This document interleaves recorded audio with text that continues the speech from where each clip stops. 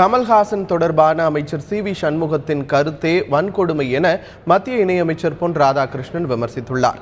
அதற்கு எந்த வழக்கையும் சந்திக்க தயார் என சி.வி. சண்முகம் தெரிவித்துள்ளார். கமல்ஹாசனுடைய கருத்துக்கு தமிழக அமைச்சர்கள் மிரட்டும் தோணியில் தொடர்ந்து பேட்டியளித்துட்டு வராங்க. அதை பற்றி உங்களுடைய கருத்து? தேவையில்லாத ஒரு விஷயம், தேவையற்ற ஒன்று பெரிதாக்கப்பட்டு கொண்டிருக்கிறது. ஒவ்வொருத்தரும் ஒரு கருத்து சொல்லிட்டு இருப்பாங்க. அந்த கருத்தில் நமக்கு உடன்பாடு இல்லை என்று சொன்னால் உங்களுடைய கருத்தில் எனக்கு உடன்பாடு இல்லை, அவ்வளோதான். அரசியலில் வந்து தான் எல்லாரும் கருத்து சொல்லணும் அப்படின்னு சொன்னால் அப்போ பத்திரிகையாளர்கள் அத்தனை பேரும் அரசியலுக்கு வந்தாகணும், ஏதோ ஒரு கட்சியில் வந்தாகணும், ஏற்றுக்கொள்ள முடியாது. சட்டத்துறை அமைச்சரே வந்து அவர் வன்கொடுமை சட்டத்தில் நாங்கள் கைது பண்ணணும் அப்படிங்கிற மாதிரிலாம் சொல்கிறாரு சி.வி. சண்முகம். இதுதான் வன்கொடுமை.